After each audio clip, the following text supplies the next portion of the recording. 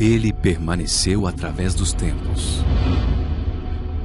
O livro de Deus, a Bíblia,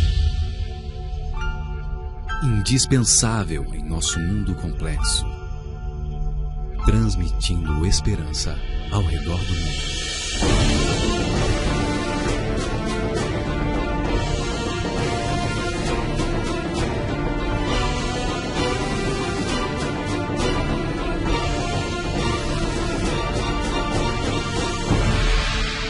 Está escrito, apresentado por Ivan Saraiva.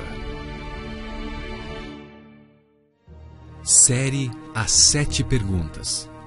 Hoje com o tema As 7 Perguntas que todo evangélico precisa responder. Olá, amigo do Está Escrito. Esta é a série 7 Perguntas. 7 programas, cada um deles com 7 perguntas. E hoje vamos apresentar 7 perguntas que todo evangélico deveria responder. Primeira pergunta: se o evangelho da prosperidade é bíblico, como alguns desejam e querem e ensinam, por que Jesus era pobre? E por que ele não tinha lugar até mesmo onde reclinar a cabeça? Perceba, Jesus, o Rei dos Reis, o Senhor dos Senhores, jamais levou uma vida de ostentação. Pelo contrário, ele nasceu literalmente em um curral. A oferta dada por ocasião da sua apresentação no templo, quando ele tinha apenas 40 dias, não foi um cordeirinho. E isso simbolizava que ele era pobre, porque no livro de Levítico, no capítulo 12, no verso 8, nós lemos o seguinte: mas se as suas posses não lhe permitirem trazer um cordeiro, tomará então 2 rolinhas ou 2 pombinhos, um para o holocausto e outro para a oferta pelo pecado. E assim a mulher estará limpa. Percebeu? Quando a pessoa não tinha condições de levar que fosse um cordeirinho para sacrificar no templo, para apresentar como oferta, então ele poderia pegar animais cujo valor era bem inferior. E era exatamente isso que a gente percebeu quando estudamos cada vez mais o Evangelho. Jesus chegou pequenininho, 40 dias para ser apresentado no templo, e os seus pais não tinham um cordeiro para ofertar. Jesus sempre andava a pé. Enquanto os reis andavam de carruagens, ele exerceu o trabalho braçal. E por isso falavam de Jesus e da sua profissão. Veja, por exemplo, o que está no livro de Marcos, no capítulo 6, no verso 3. A Bíblia declara o seguinte: não é este o carpinteiro, filho de Maria? E escandalizavam-se nele. Tudo que Jesus usava, se você reparar, era emprestado. O barco para pregar era emprestado, o jumentinho para entrar na cidade de Jerusalém, a sala para servir a última ceia com os discípulos, a própria sepultura foi emprestada. Não faz sentido Jesus, que é o nosso exemplo, viver de maneira humilde, enquanto nos estimula a acumularmos bens na terra. Pelo contrário, Jesus disse: acumulem tesouro no céu, não aqui na terra. Você observou, Jesus não andava cheio de ouro, Jesus não andava em carruagens, Jesus não ostentava, Jesus não tinha um palácio, Jesus era humilde e simples. Por que razão Jesus estimularia você e a mim a acumularmos bens na terra? Segunda pergunta: você conhece alguém, qualquer um no Novo Testamento, que depois de aceitar Jesus ficou materialmente mais rico? A Bíblia mostra exatamente o contrário. Diz que os discípulos deixaram tudo para seguir a Cristo. Ao orientar seus discípulos, Jesus foi muito claro. Veja o que está escrito em Mateus 10, 9 e 10. Aqui nós encontramos o seguinte: não levareis ouro, nem prata, nem cobre, nem vossos cintos, nem alforjes para o caminho, nem 2 túnicas, nem sandálias, nem bordão, pois digno é o trabalhador do seu trabalho. Jesus estava aqui dizendo: olha, vocês não vão confiar em bens materiais. Pelo contrário, vocês vão trabalhar e eu irei prover tudo a vocês. Deus faz exatamente a mesma coisa comigo e com você. Trabalhe e o teu pão e a tua água serão certos.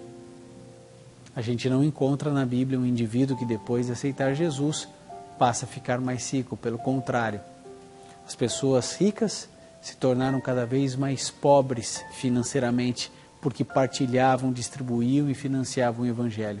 No entanto, ficavam cada vez mais ricas espiritualmente. Saulo, por exemplo, a terceira pergunta da série, Saulo era pobre e ficou rico, ou era rico e ficou pobre depois da sua conversão? Saulo de Tarso, judeu da tribo de Benjamim, instruído aos pés do rabino Gamaliel, da seita dos fariseus, tudo isso indica de que Saulo realmente era um homem rico. Existe um texto na Bíblia, por exemplo, que nos leva a crer que Saulo era membro do Sinédrio. Ele mesmo apresenta algo importante. Atos, no capítulo 22, no verso 20. Olha o que a gente descobre aqui. Quando se derramava o sangue de Estevão, tua testemunha, eu estava presente e dei o meu voto, e até guardei as vestes dos que o matavam. O fato de ele ter votado denota que ele realmente era membro do Sinédrio. Não existia nenhum pobre ali no Sinédrio. O fato é que Saulo era um erudito, falava vários idiomas, tinha dupla cidadania, era judeu e também cidadão romano. E sabe, tudo isso demonstra que ele vinha de uma família abastada. Agora a pergunta que não quer calar é: Paulo ficou mais rico ao se tornar cristão? O maior teólogo que sistematizou todas as doutrinas cristãs, o maior evangelista, aquele que fundou tantas igrejas, ele ficou mais rico depois de Cristo, depois que aceitou Jesus? A Bíblia diz que não. Então, querido, se porventura você aceitar Jesus e não ficar mais rico, não é nenhuma falha do Evangelho, nem falta de fé sua. Sabe, nós encontramos que essa é a ordem natural, porque a gente vai se desprendendo cada vez mais das coisas desse mundo. Quando a Bíblia fala a respeito de prosperidade, ela não está se referindo à matéria, a essas coisas que perecem nesse mundo. Ela está falando prosperidade de alma, o indivíduo tendo um caráter cada vez mais semelhante ao de Jesus. E é isso que Cristo deseja para você e para mim. A única coisa que iremos levar para o céu dessa terra é o caráter que estamos desenvolvendo. E é isso que Jesus quer fazer. Romanos 8:29 diz que esse é o objetivo de Deus, formar em nós o reflexo do caráter de Cristo. Agora quero fazer a quarta pergunta para você que é meu irmão evangélico. Como você interpreta 1 Timóteo 6,10? Você se lembra o que está escrito lá? 1 Timóteo 6,10, como você interpreta esse texto que diz assim: porque o amor do dinheiro é a raiz de todos os males, e nessa cobiça alguns se desviaram da fé e se transpassaram a si mesmos com muitas dores. Pelo amor ao dinheiro, uma família briga por causa de um testamento.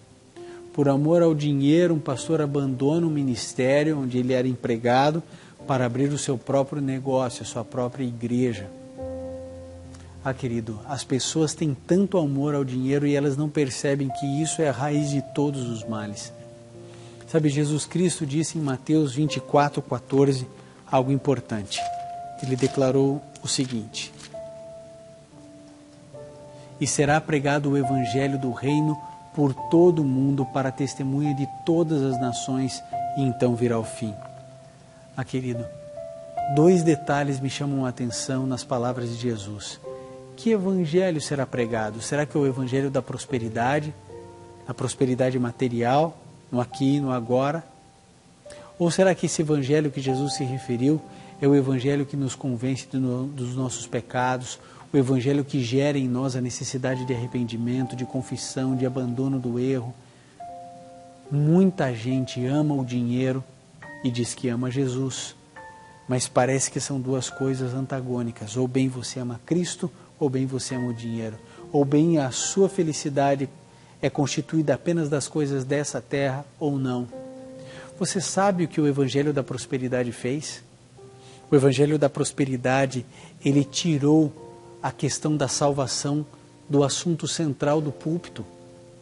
Quando a gente observa a pregação dos pastores, dos bispos, dos missionários, tudo é em torno do dinheiro e da felicidade nessa terra. A salvação ficou para outro plano.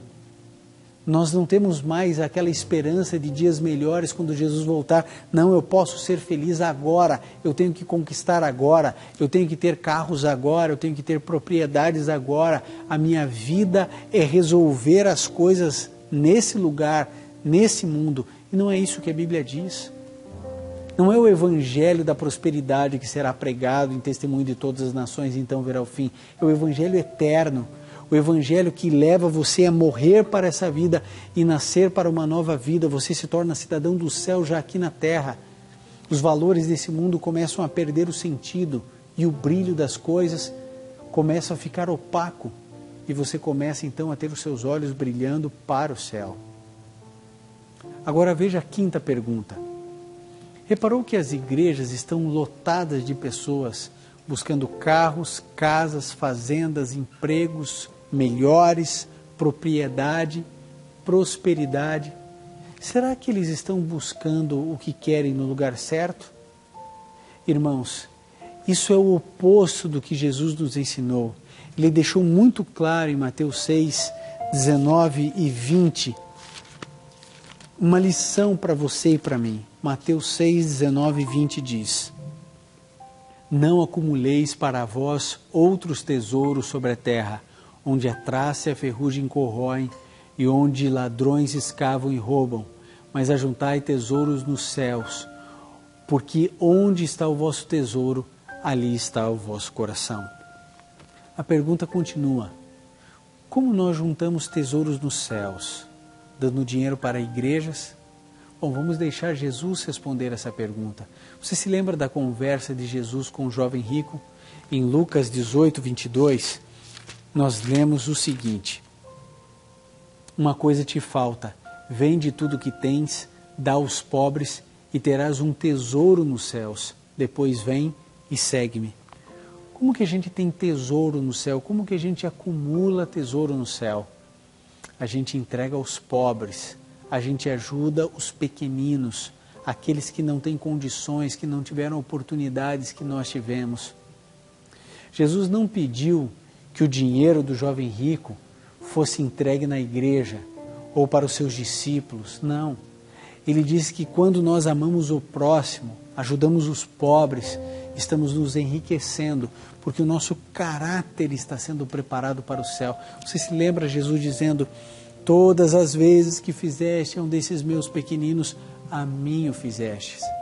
Então, querido, quando você entende o evangelho bíblico, você descobre, em primeiro lugar, que a nossa prosperidade é algo que transcende essa terra. Segundo, que cada vez mais eu abandono as riquezas desse mundo, porque eu não quero ter apego a elas. E como eu me desfaço dessas grandes riquezas? Eu vendo, e não é levar para a igreja, é levar para o pobre, para o miserável, para aquele que não tem teto, aquele que não tem comida. E aí então Jesus declara que eu ajunto dessa maneira tesouros no céu. Agora, o seu interesse, o seu intuito tem que ser puro. Se você fizer tudo isso simplesmente como uma estratégia para ganhar a vida eterna, você é um louco.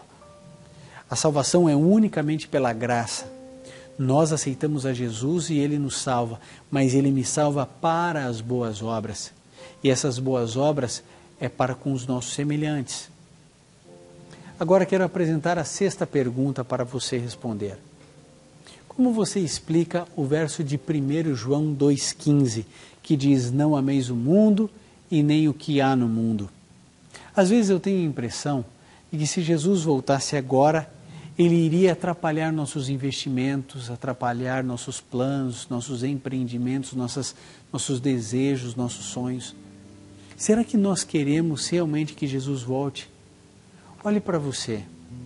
Onde você está gastando o seu tempo, suas energias, seus recursos? O grande pregador Billy Graham, ele disse certa vez: me mostre o extrato da sua conta bancária e eu lhe direi onde está o seu coração. Entenda uma coisa, não é pecado nem errado ser rico. Muitos homens ricos, abastados, foram usados por Deus para o cumprimento da obra de Cristo aqui na terra. A gente se lembra de Abraão, de Jó, Nicodemos, José de Arimateia e tantos outros. O problema é quando nós temos amor ao dinheiro. Você pode ser pobre, humilde e ter amor ao dinheiro. Ou talvez você seja uma pessoa muito rica e talvez você não tenha apego àquilo ali. Você entende? Eu e você não podemos amar e desesperadamente desejar as coisas desse mundo. Se você tem trabalhado, você é digno do resultado do seu trabalho. E você pode ter conforto. Não é errado, não é isso que nós estamos dizendo. Nós estamos aqui condenando com essas perguntas é o simples fato de que as pessoas estão lotando as igrejas porque acreditam que Deus é um banco. Elas simplesmente acreditam que se elas ofertarem, Deus vai dar o dobro, o triplo para elas.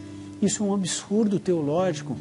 Isso é o retorno da Idade Média, quando a Igreja Católica Romana, completamente depravada em função do dinheiro, cobrava das pessoas as indulgências. Olha, você quer o perdão dos pecados, então pague. Agora o discurso mudou, mas é o mesmo na essência. Olha, você quer as bênçãos de Deus, então pague. Materialize a sua fé, entregue aqui seus recursos, venda seu carro, venda sua casa, entregue aqui na igreja. E isso não é bíblico. Você precisa entender de uma vez por todas que nós cristãos podemos sim ter conforto, mas não temos apego a ele. Nós não queremos de maneira nenhuma que outros não tenham o mesmo conforto do que nós. Não, pelo contrário, nós ajudamos pessoas a se levantarem, a se erguerem, nós nos importamos com aqueles que estão sofrendo. Isso faz parte do cristianismo. Se chegar a um momento onde Deus toque no seu coração que você tem que se desfazer de alguma propriedade para ajudar um miserável, esse é o plano de Deus para a sua vida, então cumpra. Você entende? O evangelho da prosperidade é uma maldição nos nossos dias. As pessoas não estão indo a Jesus para a salvação, estão indo a Jesus para ganhar carros e casas. E isso é uma maldição no meio cristão. Encerrando, a última pergunta que quero apresentar é a respeito do indivíduo que é um evangélico, assim como eu, que quer a salvação. Você já percebeu que as igrejas da prosperidade oferecem ao crente exatamente a mesma coisa que o diabo oferece aos seus seguidores? Lembra das palavras do diabo para Jesus lá no deserto da tentação? Mateus 4:8 diz assim: E o diabo então disse a Jesus: Tudo isso te darei se prostrado me adorares. O que o diabo mostrou para Jesus, você se lembra? Tudo. Ofereceu o mundo inteiro. E hoje o que nós vemos são multidões invadindo as igrejas, querendo se tornar ricos, homens de negócios, empresários, homens de sucesso. Cuidado, amigo, cuidado, porque a proposta que o diabo fez para Jesus é a mesma que hoje é feita em muitas igrejas. Seja rico, você vai prosperar, você vai crescer. Deus é um Deus do belo, Deus é o Deus do rico, Deus não quer ver nenhum filho padecendo, Deus quer que você prospere. Calma lá, amigo, calma lá. Deus quer te salvar. Isso precisa ficar claro para você. O objetivo de Deus é salvar você desse mundo e não fazer você prosperar nesse mundo. Entende a diferença? Deus ama você, Deus quer o melhor para você, mas sobretudo no porvir. Às vezes, para o indivíduo se tornar rico vai ser uma maldição e ele vai se perder. Para outro, a pobreza é uma maldição e aí então Deus faz prosperar para que ele seja salvo. Por isso, querido, tome a sua decisão. Busque o Senhor Jesus agora. A Evelyn irá cantar. Enquanto ela cantar, querido, tome a decisão de refletir sobre essa questão do Evangelho da Prosperidade, para que você possa ser feliz no porvir, para que você possa ser salvo em nome de Cristo Jesus.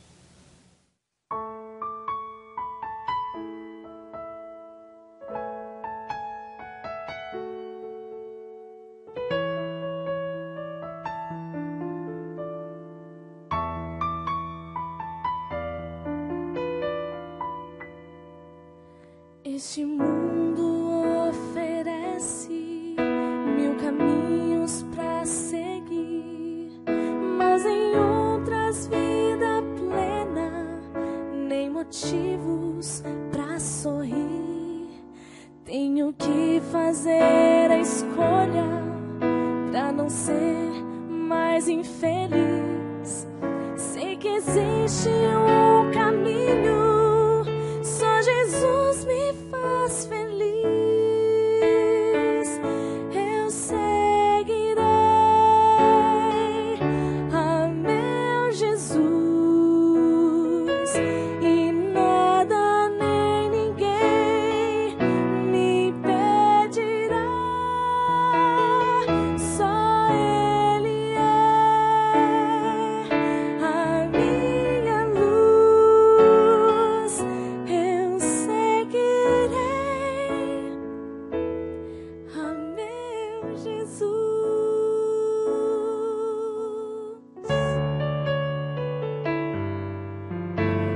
esteve neste mundo, Jesus Cristo nos mostrou que é possível vida plena quando Ele é o Senhor. Ao viver os seus ensinos, seu amor eu mostrarei, e ao final do meu caminho eu verei Jesus, meu Rei. Eu seguirei a meu Jesus, e nada nem ninguém me impedirá. Só Ele é a minha luz.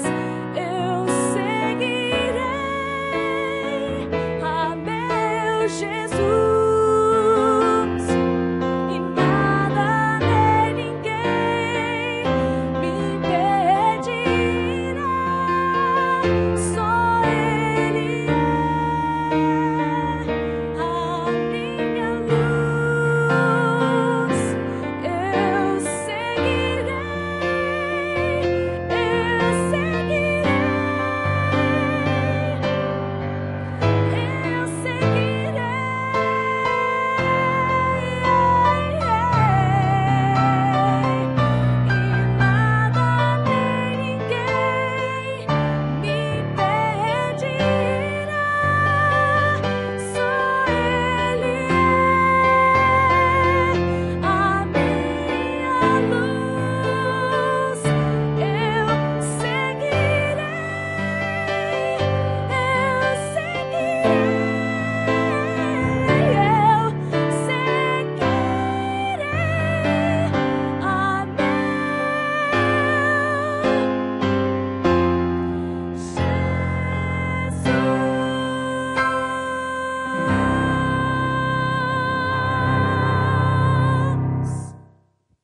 Se puder, feche seus olhos, curve sua fronte e vamos juntos orar. Querido Pai, entregamos nossa vida em Tuas mãos, para que o Senhor nos revele o verdadeiro Evangelho, o Evangelho eterno da Tua Palavra, para que possamos, Senhor, usar nossos recursos, poucos ou muito, para que mais pessoas Te conheçam e tenham seu sofrimento minorado. Nos ajude, Senhor, a termos a correta relação com as riquezas e com o dinheiro, e que de maneira alguma os bens materiais nos impeçam de um dia sermos salvos por Cristo Jesus. Em nome dele que oramos. Amém. No programa de hoje você viu que ser cristão é fazer o que Cristo fazia, amar o próximo. Mas esse amor só existirá se Deus, que é a fonte de todo amor, estiver em nosso coração. Para ajudar você a crescer no relacionamento com Deus, o Está Escrito preparou o curso Verdades Bíblicas. São 3 CDs com 21 programas com a voz inconfundível de Cid Moreira. Você pode ouvir a hora que desejar, indo para o trabalho, viajando, dentro da sua casa, no seu celular, no seu carro, no seu computador, enfim, no seu aparelho de som. Você pode também baixar esses áudios em MP3 no nosso blog. É só clicar em áudios. Para acessar o blog, basta digitar novotempo.com/está escrito, clicar no ícone do curso bíblico e preencher o cadastro. Se preferir, mande um e-mail para estaescrito@novotempo.com ou escreva para a Caixa Postal 7, CEP 12.300-970, Jacareí, São Paulo. E não se esqueça de informar o seu nome e endereço completo com o CEP. Você pode também nos seguir no Twitter, @NT Está Escrito, ou curtir a nossa página no Facebook, Está Escrito Brasil. Entre em contato conosco, estamos esperando por você. E lembre-se, está escrito, nem só de pão viverá o homem, mas de toda a palavra que sai da boca de Deus.